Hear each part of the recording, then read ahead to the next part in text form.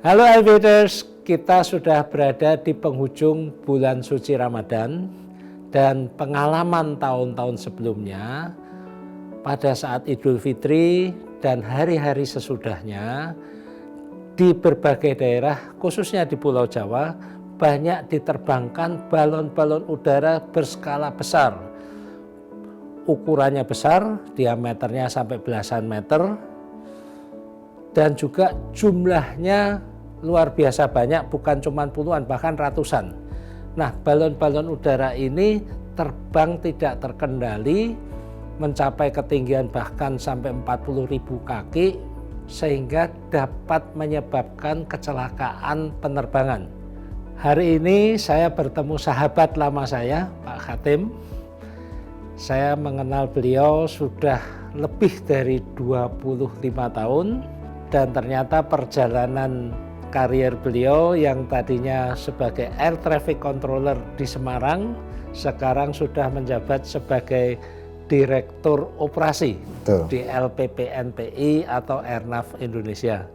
Terima kasih Pak Hatim. Sama-sama Pak Alvin. Senang kita dapat bertemu lagi dan karier Bapak luar biasa. Kita kan sudah berpengalaman Pak, setiap tahun menghadapi tantangan yang sama, yaitu banyaknya balon udara yang diterbangkan secara tidak terkendali.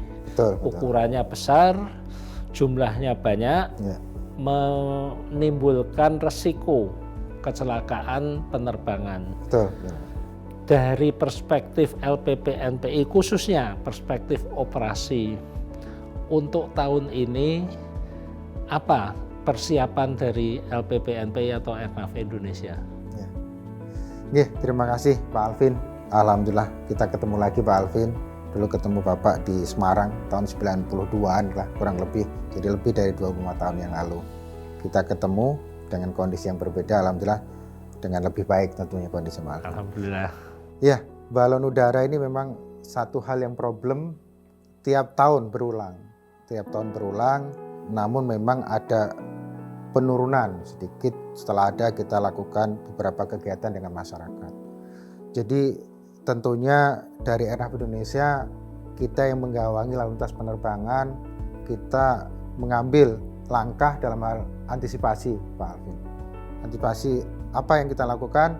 Tentunya kita melakukan sosialisasi terkait dengan bahaya balon udara dari sisi masyarakat. Kemudian secara korporasi Airnav Indonesia juga sudah proaktif kepada Pemda-Pemda setempat, khususnya dengan Pemda Ponorogo, kemudian Wonosobo, Pekalongan. Kita rangkul teman-teman sana, komunitas sana, tentunya berbarengan dengan pihak aparat kepolisian juga, kemudian dengan otoritas bandara dan Departemen Perhubungan khususnya di Dirkampen. Jadi kita bersama-sama untuk memberikan edukasi kepada masyarakat agar mereka melakukan suatu kegiatan balon udara namun tetap aman bagi penerbangan juga bagi masyarakat sekitar. Karena risikonya bisa terhadap penerbangan itu sendiri tapi juga pada masyarakat. Sebagai contohnya dulu pernah jatuh di SPBU di Jambi, kemudian juga pernah jatuh di rumah penduduk. Nah, ini adalah satu hal yang kita antisipasi agar hal tersebut tidak terjadi dengan memberikan sosialisasi kepada masyarakat. Kemudian di satu sisi lagi tentunya Airnav Indonesia kita mempunyai mitigasinya apabila itu ternyata terbang. Jadi dari Airnav Indonesia tentunya bekerja sama dengan teman-teman pilot, mereka melaporkan PIRP, Pilot Information Report kalau ada balon udara tersebut. Dari sisi Airnav kita lakukan adalah kita selalu buat notem. Yang pertama, notem di lokasi-lokasi sekitaran potensi adanya balon udara. Itu yang pertama. Yang kedua, kita siapkan kontingensi rute. Apabila di dalam wilayah tersebut ada gangguan balon udara, tentunya kita akan membuat rute alternatif menghindari potensi bertemunya pesawat dengan balon udara. Ini terjadi tahun 2020 itu sampai dengan sekitar 75 mile ke utara karena menghindari balon udara. Nah, ini yang sangat merugikan tentunya kepada seluruh masyarakat pengguna pesawat terbang dan ujungnya juga akan melakukan biaya yang cukup besar bagi pesawat itu sendiri. Kenapa?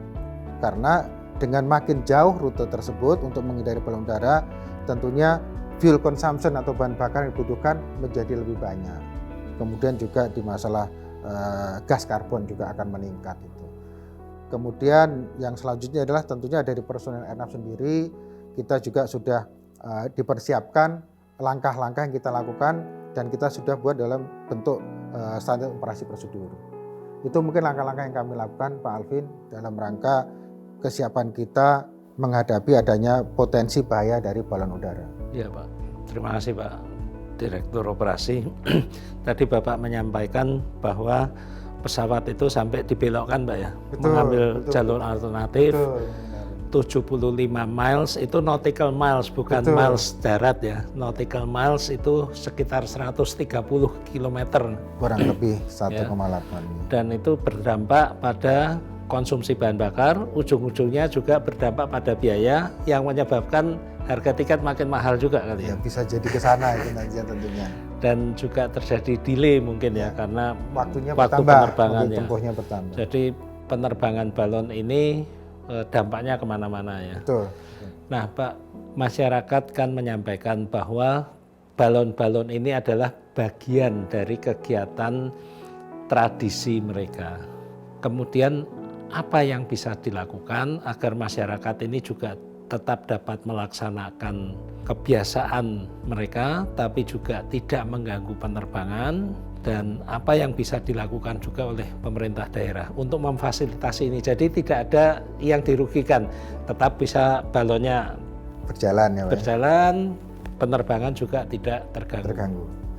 Ya, jadi sebenarnya dalam hal ini Pak Alvin, dari pemerintah tentunya sudah memfasilitasi. Tentunya dengan rambu-rambu sesuai dengan keputusan Menteri PM 40 tahun 2018 itu diatur. Jadi masyarakat masih bisa merayakan Lebaran dengan tradisi balon udara tadi, tapi ada batasan-batasan.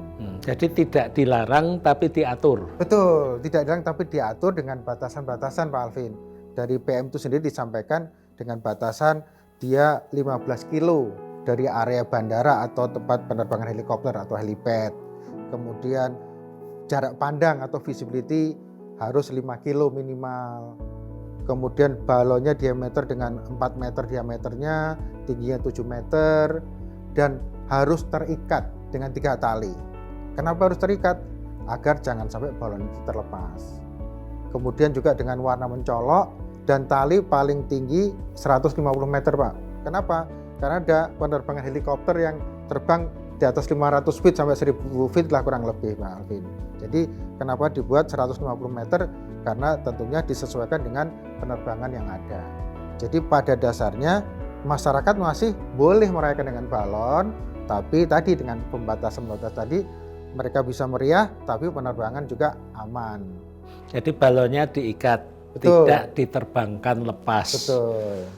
Dan ketinggian maksimal 150 meter. 150 meter itu tinggi loh Pak. Ya hampir 500 feet lah. Ya, 500 feet. Tinggi itu. Ya. Dan memang 500 feet itu kan memang batas minimal ketinggian untuk pesawat terbang. Betul. Jadi masih boleh tapi diatur dengan berbagai batasan-batasan itu. Batasan tadi. Dan tadi ingat talinya 3 Pak Alvin. 3 ya, di 3 titik ya. Betul, 3 titik. Itu supaya stabil, tidak goyang-goyang ya. Ke bawah angin arah dan lepas nanti potensinya itu. Nah Pak, apakah ketika menerbangkan balon yang diikat itu masih perlu izin atau pemberitahuan nggak Pak? Oh tentunya perlu izin Pak Alvin. Kenapa? Karena ini adalah sesuatu yang potensi bahaya, sehingga kegiatan masyarakat itu harus izin kepada aparat keamanan setempat, kemudian kepada otoritas bandara setempat. Jadi di tiap-tiap wilayah itu ada otoritas bandara. Kalau di Jawa Tengah sama Jawa Timur itu otoritas bandara 3 Surabaya. Kemudian juga koordinasi dengan Airnav Indonesia, karena kegiatan nanti harus dinotemkan Pak Alvin, sehingga apabila ada koordinasi, ada perizinan, dan dipastikan bahwa kegiatan tersebut aman untuk penerbangan. Ya, untuk aviators tadi yang disebut oleh Pak Direktur Operasi NOTAM. NOTAM itu adalah singkatan dari Notice to Airmen.